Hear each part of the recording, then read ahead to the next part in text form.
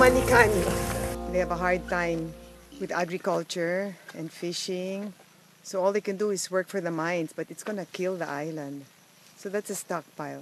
When it rains, it goes from there, goes there.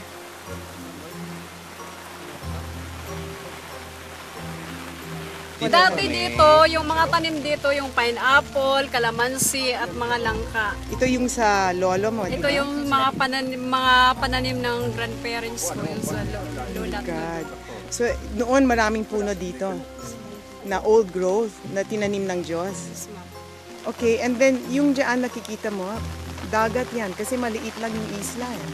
Okay, so you see that? That's the sea. See, I'm gonna sell this place, island hiking. We just need to make sure that people don't fall. It's really beautiful. This is Manikan.